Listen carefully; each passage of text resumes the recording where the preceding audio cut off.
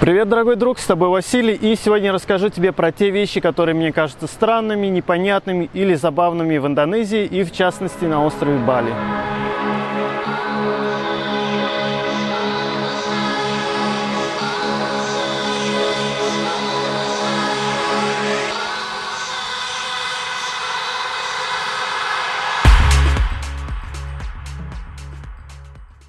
Первая странность – это то, что религии придается слишком большое внимание.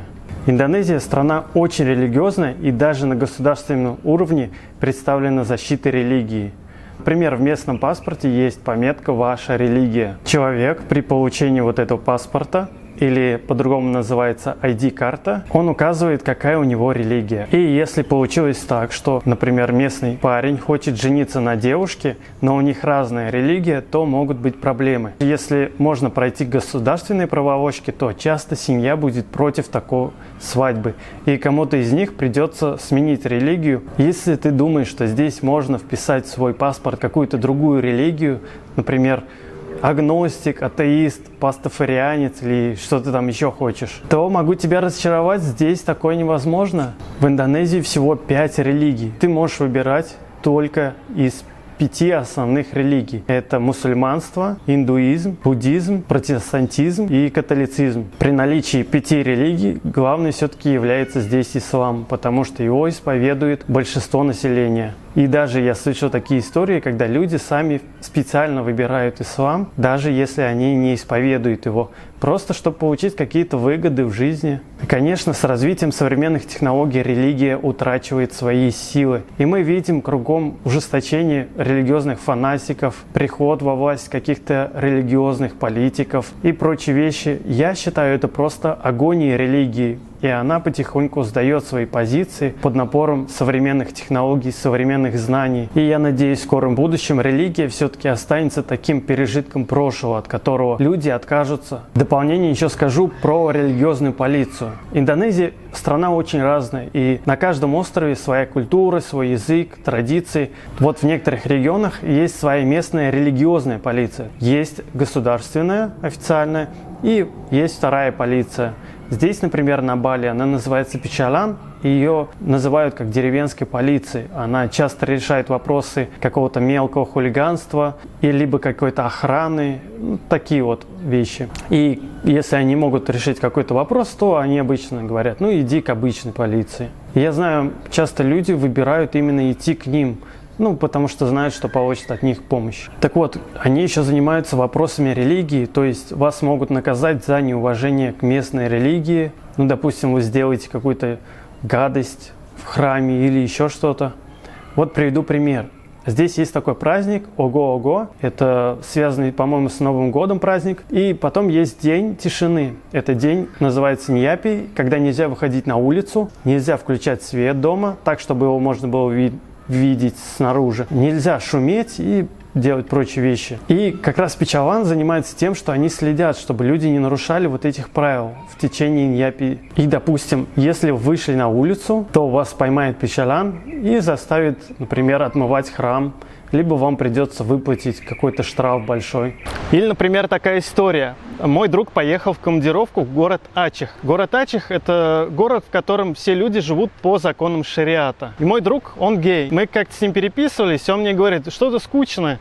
И я ему предложил пойти на свидание с кем-нибудь. И он сказал, что не может использовать приложение для гей-знакомств, потому что если религиозная полиция его увидит, то его поймают и накажут. То есть будут его лупить розгами очень долго, либо сделать еще какую-то экзекуцию. Следующий пункт – это запрет пары жить вместе до свадьбы. Были разговоры о том, что и на Бали хотят ввести подобный запрет, но много людей выступило против, и пока что Бали остается островком свободы для индонезийцев. А вот в других регионах страны действует подобный запрет, и, например, если вы живете со своей девушкой, то к вам может прийти полиция и первый раз может, допустим, предупредить вас, что вы должны разъехаться, либо, если вы ослушаетесь, то вас могут вообще посадить в тюрьму. Следующий пункт – это банки, некоторые коммерческие организации работают до 3 часов дня. Я был сильно удивлен, когда узнал о таком порядке вещей. Для меня стал вопрос, почему банки не работают после 3, ведь люди обычно по будням работают и не могут прийти в банк, чтобы получить какую-то услугу. Вы будете удивлены, но многие частные конторы не работают после 3. Хотя, казалось бы, после, допустим, 5-6 уже закат, и становится не так жарко, и отличное время, чтобы пойти и сделать какие-то свои дела. Однако не получится. Например, один раз я хотел обслужить свой мотоцикл и приехал в сервис в 5 часов дня, а он был уже закрыт. Такое чувство, что люди здесь делают бизнес для себя, но не для покупателей. Я это сравниваю с Россией, где наоборот бизнесы стараются предложить услугу в нужное для человека время. То есть вы можете после работы приехать в шиномонтаж, в автосервис, и вам все сделают. Или даже те же банки работают, по-моему, до 8 часов вечера. И это, кстати, логично, чтобы после работы пойти и сделать. Потому что, например, в Индонезии у людей очень мало свободного времени. Они имеют 1 выходной в неделю. И, скорее всего, это будет воскресенье, когда банк также будет закрыт. Следующий пункт – это подчинение своей семье. Когда я только стал знакомиться с культурой и обычаями индонезийцев, то я был сильно удивлен, когда узнал, что дети прям очень сильно зависят от мнения родителей. То есть молодой человек всегда делает то, что ему говорят родители, а не то, что он хочет сам. То есть, например, родители ему говорят: ты должен жениться, он идет и женится. И, например, могут даже сказать, на ком жениться, и он пойдет пожениться. И у них даже не встает такой вопрос о том, чтобы ослушаться своих родителей.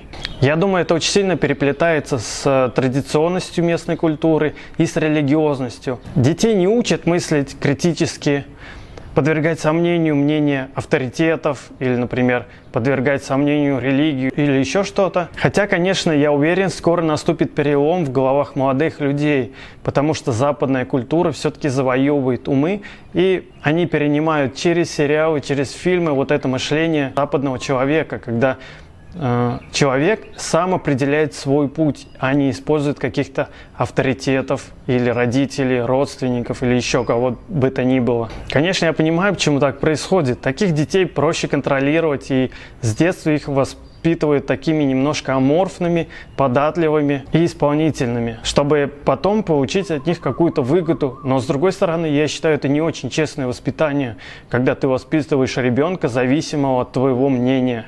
Семья – это, конечно же, хорошо, но самому нужно нести ответственность за свою жизнь в первую очередь. Индонезийцы очень вежливые. Например, когда ты смотришь 2 индонезийца прощаются или договариваются о чем-то, то они могут раз 5 сказать спасибо, раскланяться друг другу. Я тут практически не встречаю какой бы то ни было грубости. Даже на дорогах все очень вежливые. И это просто подкупает очень сильно. Например, в той же России можно с легкостью отхватить злобы от просто встречных людей на дороге, еще где-то. За день можно несколько раз попасться на негатив. Но здесь же, в Индонезии, такого нет вообще. Что на дорогах, что при общении с обычными людьми, они всегда будут вежливы и политкорректны с вами. Я не уверен, что где-то либо можно еще встретить такое отношение к вам, и такое общение очень приятное. И еще это относится и к бизнесу, к услугам. То есть к вам всегда будут обращаться, как будто вы самый лучший VIP-гость. Даже если вы какой-нибудь бэкпекер грязный, к вам все равно будут обращаться сэр. Всегда очень уважительно. И это на самом деле очень сильно подкупает. А еще вам всегда будут улыбаться. И это очень непривычно. И если вы улыбнетесь кому-нибудь, то вы обязательно получите в ответ улыбку. Блин, нам надо заимствовать у них вот эту вот культуру общения. Индонезийцы ставят людей кавказской расы, то есть это вот европеоидов, на высшую ступень, чем они сами или чем других индонезийцев. Это такой вид позитивного расизма. Здесь бывает и позитивный, и негативный расизм. Например, мы пошли с подругой индонезийкой покататься на скейтах.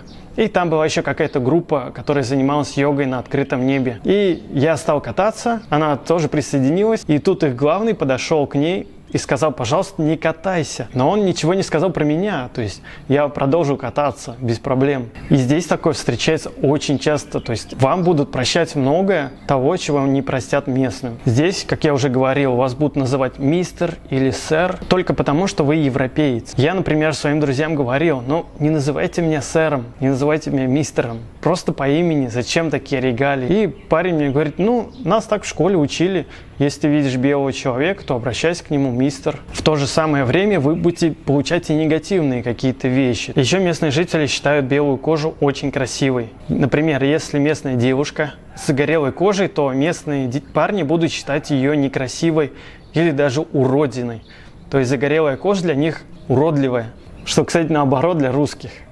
Здесь парни и девушки часто предпочитают иностранца, нежели местного жителя. Видел однажды такую забавную картинку. Стоит, значит, группа местных парней, и тут подъезжает их друг, видимо, на байке, и сзади него сидит девушка, такая, ну, обычная белая девушка, немножко, может, полноватая, и на его лице такая радость, просто светится гордостью от того, что он везет белую девушку. Для местных парней здесь это практически как такой подвиг завалить белую девушку. И реально они охотятся за белыми девушками, готовы там практически на все, чтобы завалить ее. Пускай она будет даже не супер там красивая, может быть, она будет толстоватая, на лицо, ну, обычное. Местные индонезийки более красивые, но все равно они будут выбирать именно белую девушку. Также, кстати, и с девушками тоже они выбирают часто парней. Хотя, конечно, я уверен, что если местный парень или местная девушка поедет куда-нибудь в Европу или к нам в Россию, то они будут пользоваться также популярностью ввиду своей экзотичности. А это все, что я хотел сегодня сказать. Спасибо, что смотрел видео. Ставь лайк, пиши комментарий, так ты будешь меня мотивировать делать новые видео.